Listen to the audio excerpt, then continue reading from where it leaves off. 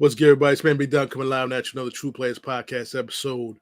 I got my co-host Kyle with me from the Negro Fly Zone. We about to get started with this podcast, recapping the AFC and NFC Championship games. And we're going to talk about a whole lot of things. Ben Roethlisberger's retirement. We're going to get started with this podcast right now. Let's do this, baby.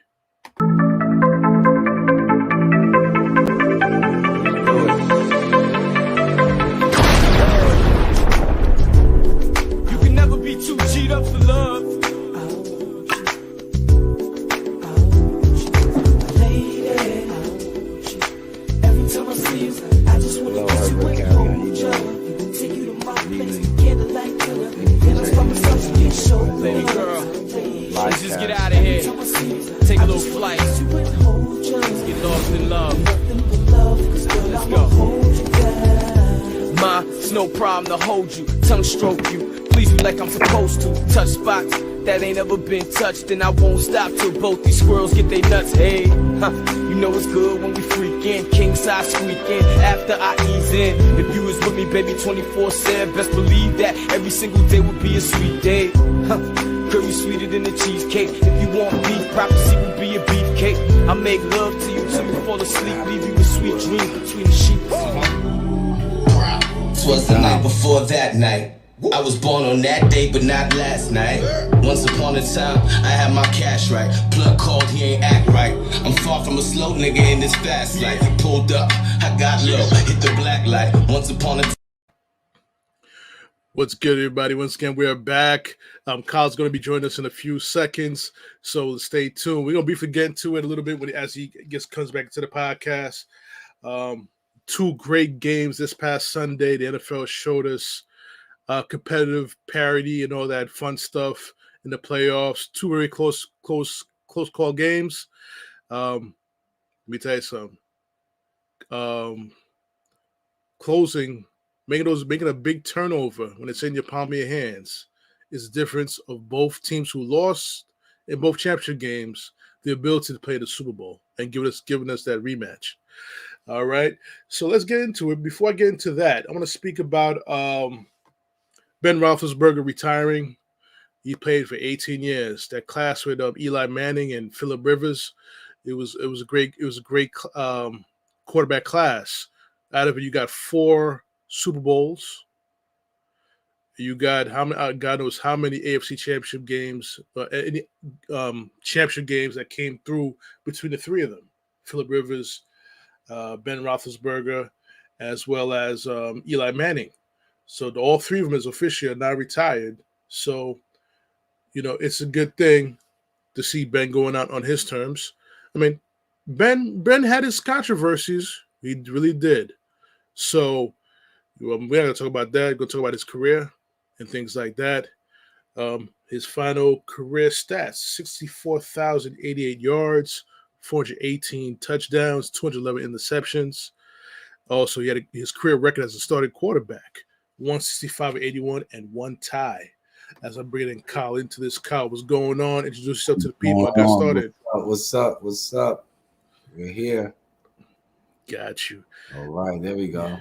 As I was saying before I brought Kyle back into the podcast, we mentioned I was talking about Ben Roethlisberger's career record: 165-81 and 1 tie. 418 touchdowns, 211 interceptions. 2 Super Bowl titles. You know what I'm saying? Yeah. That class with him and Eli Manning and Phillip Rivers has to rank as a top class for quarterbacks. Has to.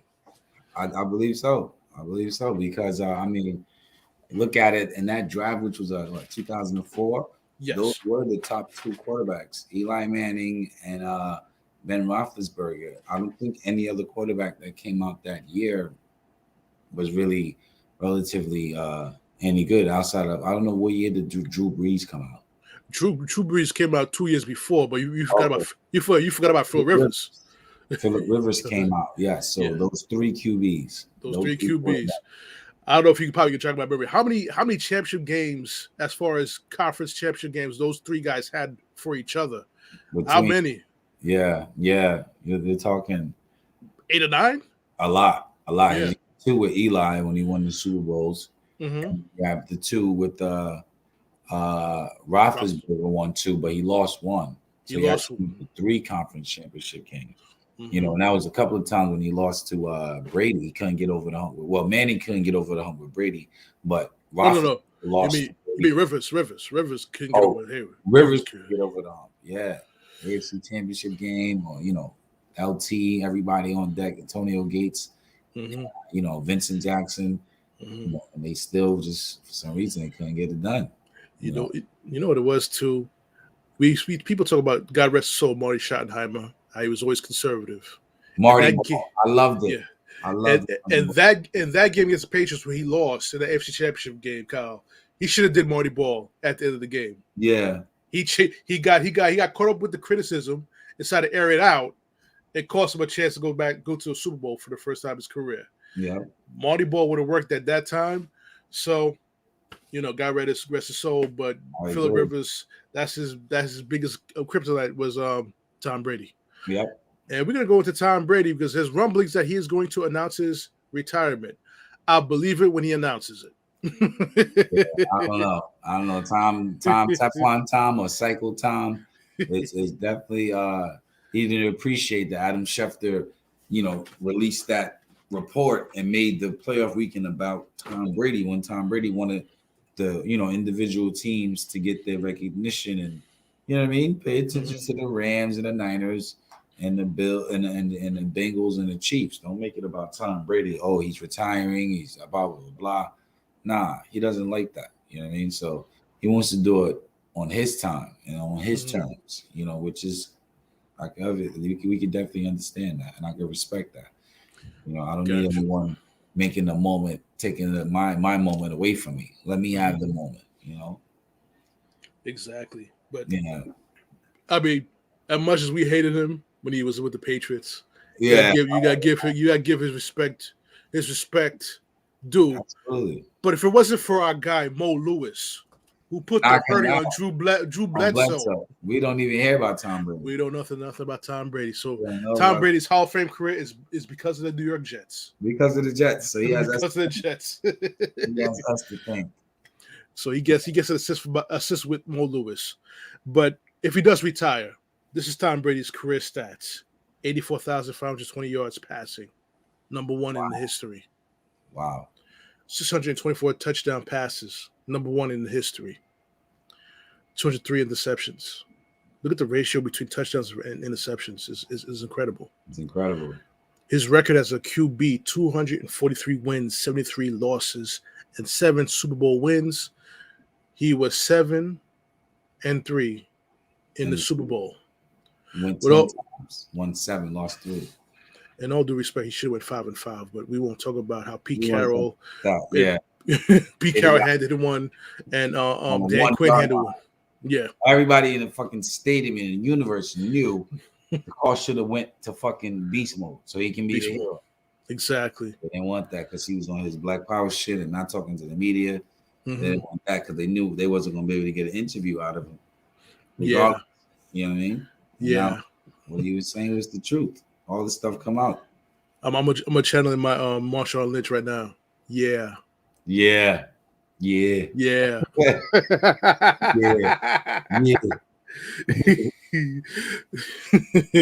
shout to Marshawn Lynch doing great things. Mode, man. Exactly. He's been to Haiti building houses for children, building schools in Haiti, and a lot of humanitarian stuff that he does that people don't see. And especially in Oakland, too, his hometown, Oakland, he does a lot for his hometown. How many places can you say go back home and give back to the communities? Not a lot. Not a lot. But part of it is too. The flip side of it too is, are they worried about getting shot up in their own hood too? That you guys, that's realistic. That's realistic. But now, Kyle, let's get on to another situation before we get to the recapping the conference championship games. Is the New York Giants hiring Joe Sean, the GM, and the new head coach Brian Daboll from the Buffalo Bills offense coordinator. How do you feel about those hirings? I mean, I really don't know how to feel now because there was a report in regards to Brian Flores, saying that Mhm. he was racially discriminated upon, that Bill Belichick sent him a text message by accident, which was really meant for Brian Dayball, saying, Mhm. "Congratulations, you got the job, blah, blah, blah, blah." So now we don't know if Flores will ever get the position in the NFL now because he's pretty much suing them. And they're probably going to settle out of court, but part of the settlement is he probably will never coach in the NFL again. But we'll see. But I think that there's a good hire. Joan, I think is from the Bills staff, Mhm. so that's good. And then you got Sean as a GM, and you got the offensive coordinator that made Josh Allen the star. Mhm. That's a good recipe right there. A good combination. They're familiar with each other. They're going to hit off the bat. And this is actually good news for Daniel Jones because Dayball seems to be the person that lets you do what you like to do good at. He lets Mhm. you what it play to your strengths. What did you like to do at Duke? What did you like to do, you know, in his other offense? Those some of the things that you like to do that you did well. We're gonna Mhm. build upon that first to lay a Mhm. foundation. And then as time goes, as you saw with the development of Josh Allen, you start Mhm. from the basis, from the base level, and you work your way up. So he's just gonna he doesn't have to reprogram or rewire Daniel Jones that much. He's just gonna let him, hey, this is what you did well at Duke. This is what you did well in the previous offense. This is what we're gonna start off our relationship with. So this way we have a better understanding, a clear understanding of what we want, what works for you on offense, and what works for me as far as the play caller. As time goes on, once you become more and more comfortable in my offense, Mhm. so yeah, it definitely makes sense. I like the hiring for the Giants. I like what he said. Brian Dable said in his press conferences he's gonna fit his scheme to the according to the player's strengths. Exactly, not my scheme. Their strengths. I'm You know what I'm willing saying? to adjust the scheme. I'm a bend but not break because it makes more sense. You got talent, you have to utilize your talent to win games. Scheme doesn't win games. Ex- Talent does. Exactly. So we expect our former wide receiver soon to be cut. Denzel Mims going to the Giants and become All Pro, right? Mhm. But I like it. I like his energy. I like he has a focus. He has a plan. How many coaches can you say come with a clear plan? Some coaches come and say, "Well, we're going to do it this way. Maybe if he does this." No, this guy came with a plan. He said, "I'm going to fit my offense to Daniel Jones' strength. I'm going to fit my offense to Saquon Barkley's strength. I'm going to fit my offense to Kenny Galladay's strength, Shepard's strength." Absolutely. You know what I'm saying? So the Giants do need a tight end. I think Evan Ingram is not going to be kept. He's going to be gone. He's a free agent. He's gone. And my question to you is: Can he turn around Daniel Jones? I think so. Daniel Jones would always look competent for so long, and then it'll be just one boneheaded mistake, a fumble or whatever. It'll look like, okay, this is why they took him. This is why they took him out of Duke because he looked very competent in what he was doing. Right, when he wasn't from the ball, because he's good Yeah, for getting that strip stacks against him because he doesn't protect the ball with his hands. I don't know if his hands is too small for the football. I don't know what it is, but it just seems like they could come and swipe real easy, and he'll fumble that ball. And we'll see what Dable could do with it because this is Daniel Jones' shot. He's only have 1 year. He's only gonna get 1 year with him, and then if it doesn't work, Schoen and Dable is going to look for another quarterback in the draft. Better yet, may end up getting a free agent. So let's get back to Flores because we spoke offline on the messenger and stuff like that. I mentioned I thought they were going to hire Dan Quinn initially, but Flores, I heard a situation. The owner John Merrick came up and said, "No, we're not interested in Deshaun Watson as quarterback." Mhm. And Deshaun Watson wanted to come to the Giants if they hired Brian Flores. Exactly. So how much did that affect his Brian Giants kind of want Flores like a black to? quarterback for some reason. I don't know. Hmm. That's one thing about the Jets. We can't say that about the Jets. We had a Latino quarterback. We had a black quarterback. So a few times with Quincy Carter, we had a few in the Jets. But what you say is true. If you look at the history of the Giants, you hardly see any black quarterbacks on the team. But Deshaun Watson is a special talent that you just bring him to the Giants under the lights of New York. Damn. They missed out. They missed out on that. So, yeah. So let me ask you a question, though. How do you feel about Josh Daniels becoming the Raiders head coach? How do you feel about that? I'm just hoping he doesn't pull the same shit he pulled with Indianapolis Colts. So let's hope he doesn't do that. So that's a thing too. Hope he doesn't do that. But let's get to the conference championship games. With first, let's talk about the Bengals and the Chiefs. If you're with me, Kyle, you with me, Kyle? Kyle, you with me? You'll let him get some rest. We're gonna talk about the Chiefs in a minute. Yes, sir. The big thing about the game with the Chiefs. Is a big game. They had an 18-point lead. We thought for sure that Mahomes was going back to the Super Bowl. We thought that for sure. But there you go. Mm-hmm. We thought for sure Mahomes was going back to the Super Bowl with the 18-point lead before halftime. And we thought about it. But then Joe Burrow comes back. The thing about Joe Burrow, man, that I just love about him is his moxie. Yeah, he's always cool under pressure. Under pressure. Listen, it was a big turning point in that game, right? He was supposed to be sacked. Yeah. If he had gotten sacked, game would have been over. When he fought through that shit. He fought through that sack. Got the first down. Got the first down. A la Eli Manning without the helmet, the catch on the helmet. Uh-huh. But that showed me a lot about Joe Burrows. This is a guy who was a year removed from an ACL injury.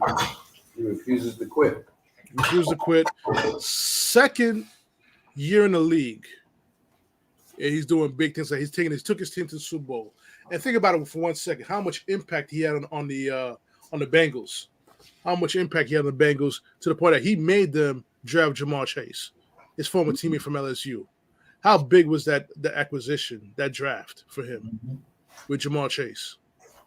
Everybody's saying, "Oh, don't take the wide receiver that high." Blase. And look, instant chemistry with Jamar because they played together at LSU. They won a national championship together. So why wouldn't you want to draft him? Right. You know? It's definitely a good move on his part. Good GM move on his part. But I noticed how the Chiefs was playing them. They were playing a whole lot of bracket coverage over Jamar Chase. But the guy that stepped up was Higgins, making all those catches. How big was that? Him being the second receiver, number 2 receiver, stepping up and becoming the 1 receiver in that game, which eventually later on opened the game up for Jamar Chase in the second half. Yeah, the adjustments. And Joe Mixon, too. Joe Mixon ran the ball very well, especially in the fourth quarter when he needed those big first downs. He was running that ball hard and things like that. But what, in your opinion, what went wrong with the Chiefs in that game? Not having, the how can I say it? The backbone to just stick the final nail in the coffin, like to put the final dagger. You had a chance with 2 minutes before in regulation, you go up 7 and you pretty much win the game. You get stopped or Mahomes gets sacked or whatever, or you almost fumbles. You literally fumbled the ball. If it wasn't for his offensive lineman, it would have been over right there. And they kicked the field goal to tie it. Had they scored 7 points then, now Cincinnati has about maybe 30 or 40 seconds to try to score a touchdown because now they're up 4. So a field goal doesn't help Cincinnati. They have to get pay dirt. And, missed opportunities. But credit to the Cincinnati defense. This guy, Troy Hendrickson or whatever his name is, he came in and just blew up Mahomes. And that was all she wrote. So I think it was just Kansas City's lack of not being more aggressive to want to put their foot on their necks, let them hang around, and they started to, that was it. That stop with Tyreek Hill, I believe, was the turning point. was definitely a turning point. They stopped him. They didn't get any points. Went into halftime, and that was it. They had like 18 unanswered points. True. And the thing is too, the announcers after the game was not giving the Cincinnati Bengals defense their props. Cincinnati Bengals defense did their thing against Patrick Mahomes. They made the adjustments at halftime. They shut him down. Yep. You know what I'm saying? But how big? I think it was before halftime in the first quarter. Andy Reid decided to go for it on fourth down when he could have that field goal. How big those 3 points are? Huge. At the end of the game. That's the difference of the game right now. You know, those 3 points. But granted, they made it to overtime. But it's just Patrick Mahomes threw a pick. Yep. There's nothing more. You can't slice it any other way than that. You know what it is too? Cincinnati made the Cincinnati defense made the catch that the San Francisco 49ers didn't make in the other game. That cost the ride to the Super Bowl. So, yeah, so we're going to give a big shout out to Cincinnati Bengals. I was happy for them. I was rooting for them because I was rooting for the underdog. And I saw Boom up there. He couldn't stop. He couldn't hold his smile, man. He was just gleaming right now. Happy. he could hold himself. After over 30 years, this team has been, last time they've been to the Super Bowl. It's probably their first playoff win in over, even 30 years? Well, 2. Who did they beat before they played the Chiefs? They beat the Titans. The Titans, and keep in mind one thing. In that game, when a quarterback gets sacked 9 times, he's supposed to lose that football game. Yep, that's true.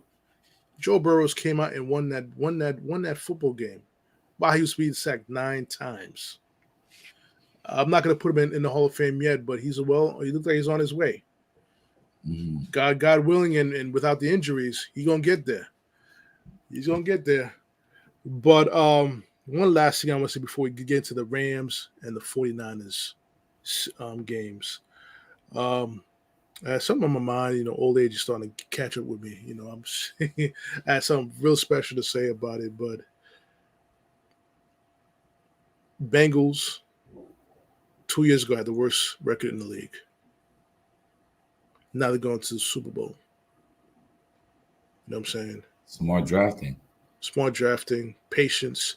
Even though the owner is notoriously cheap. Mike Brown is a notorious cheap owner. But the team finally got back to the Super Bowl. And let's talk about our fellow Jet fans. Before they start saying, "Oh, Zach could do it too," let me explain something to you guys about Joe Burrows. Joe Burrows played at LSU. Won a national title in LSU. He's about to be the third. He's trying to be the third quarterback to win both a national title and a Super Bowl championship. Nice. Behind Joe Namath and Joe Montana. Will he be the third Joe to do that? And before we talk about, Zach Wilson can do it too, remind one thing. Joe Burrows, he came to the playoffs as if he belonged there. You know why? He played in big games at LSU. How much of that did help him in the playoffs so far?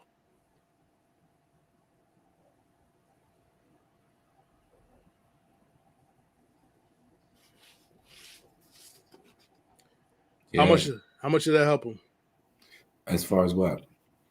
His experience in college, playing in the big games, and big national games. Yeah. When playing in the SEC and playing against Alabama and all these guys at that Georgia, Clemson, all that. Clemson ACC, but it's definitely big because it makes him calm. He doesn't have like any jitters. He can just play loose and do right and make plays either with his legs or with his arm. Definitely the dual threat quarterback. We got you. All right, so let's get on to the next championship game. LA Rams, 49ers, very tightly contested contest. 2017 win for the Rams. This is after the 49ers sweep them in the regular season. 49ers look prime for that Super Bowl. What do you think? They looked unstoppable to me. I don't know what happened. Mm-hmm. That defense, the Rams, I feel bad for Jimmy Garoppolo because they're going to try to make him dope. As the messed up the game. But, hey, you guys had your chances, man. True. Any chances to put this game away. Absolutely. Like I said, you let people hang around. This is what happens. True that.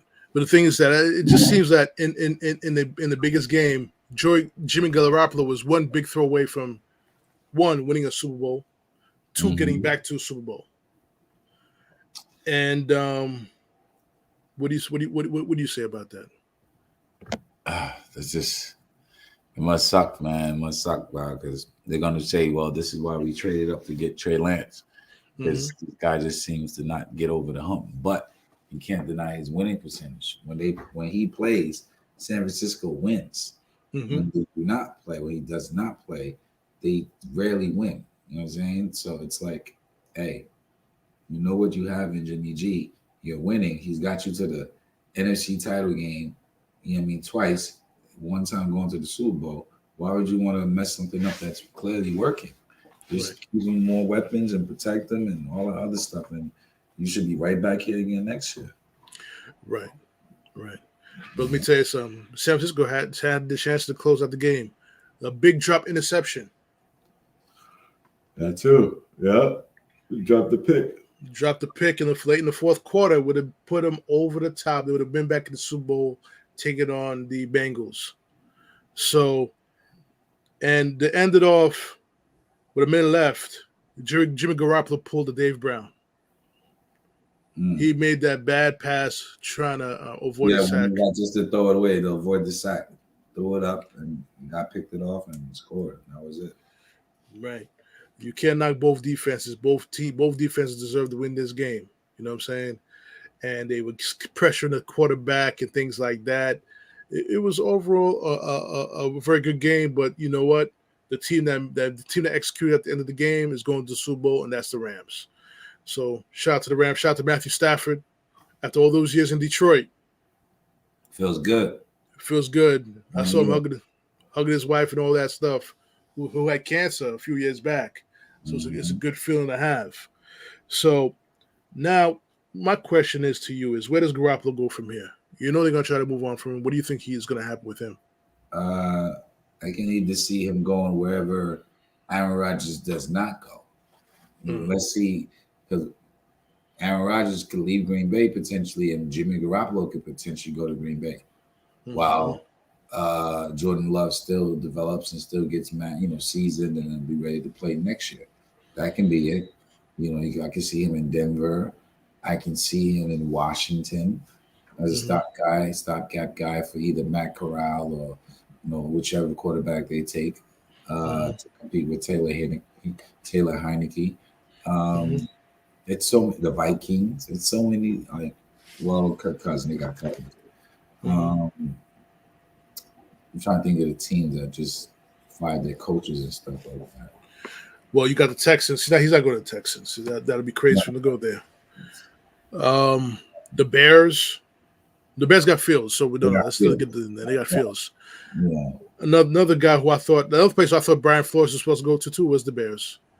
Leslie Frazier. I thought Leslie Frazier was going to go there too, and he's not going there. The Saints. Sean Payton left. Saints, Vikings. The Jags. The Jags, no, they got Lawrence. Oh, you're talking about the. Oh yeah, you're right. No. But I heard they're going to finalize a deal with Baron Leftwich to be the head coach in Jacksonville. True, but we'll see. Still haven't seen that on the waiver wire. Work with Trevor Lawrence and things like that. So before we end the podcast, it wasn't going to be a long podcast from the get-go. Yeah. But let's do a brief preview of the Bengals and the Rams from here. Okay. I expect a high-scoring game. Both defenses are good, but I just think the offense is going to be very explosive. For some reason, Super Bowl, the biggest stage, a lot of nerves. So there should be a lot of opportunities early in the game for whichever team to jump out to a lead and potentially keep that and maintain it to get the trophy. True.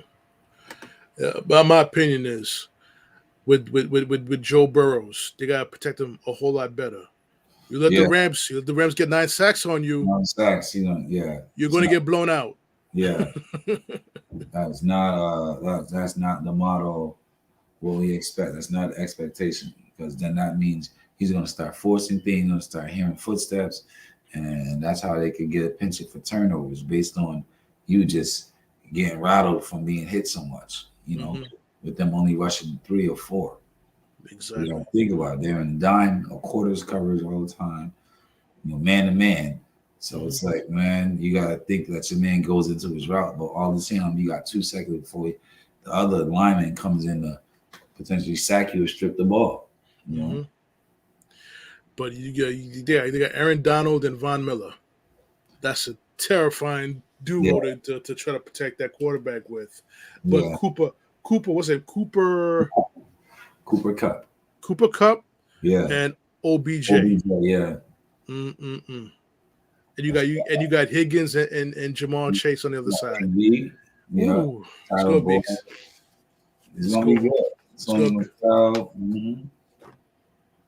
It's going to be exciting Super Bowl to watch. 2 fresh teams. We're not going to see. No more Brady. No Brady this year. No more Mahomes this year. 2 fresh faces: Matthew Stafford, Joe Burrows. I'm gonna go out on a limb and say I'm going to rock with the Bengals. Let's keep it going with the who they Bengals. Let's keep it going with them. I'm going to go with the Bengals to win a very, very close game. Very contested game. Mm-hmm. Yep. My prediction is also, I think the Bengals will make it a good game, but I think ultimately the Rams at home with that defense, it might prove too much for Burrow. Yeah. Let's see what happens. We got 2 weeks to think. We got 2 weeks to wait to watch it on February 13th, day before Valentine's Day. Is it going to be a happy Valentine's Day for Matthew Stafford and his lovely wife, or is it going to be a happy Valentine's Day for Joe Burrow and his significant other, who she may be. Yeah. But on that note, Kyle, you got anything else to say before we close on this podcast? Man, glad to be here, check in, talk about some sports and coaches and recap of the playoff game last week. As always, follow me on Facebook at Negro Fly Zone, and we can talk football, sports, politics, shoot the breeze, whatever you know. Definitely check out. He puts some very insightful posts on that Negro Fly Zone group. It's very entertaining. It's entertaining and it's also deep. Informative. So definitely, like I said, tomorrow, me and Joey G gonna be back in tomorrow. With a few guests. We're gonna recap Power episode number 9, guys. It's a very big episode tomorrow night, and it's very rare I do back-to-back days with the podcast episodes live on top of that as well. But we're gonna hit you guys tomorrow. Me and Joey G and whoever wants to join us on the podcast tomorrow. Gonna recap Power episode number 9. Like I said, you can watch this podcast on the video on YouTube, Patreon, and Twitch TV. Listen to the audio version on Spotify, iHeartRadio, Google Podcast, Apple Podcast, TuneIn Radio, Joey G Radio. Anywhere, just search for True Players Podcast. And if you come on the YouTube channel, please subscribe to the channel. Just don't come and watch a video. Subscribe to the True Players Podcast channel for updates and new episodes that comes on the YouTube channel. Like I said, it's your man Big Dom, my man Kyle here. We're gonna call it a night. Be safe, people. See you guys tomorrow. Holla. Peace. More life.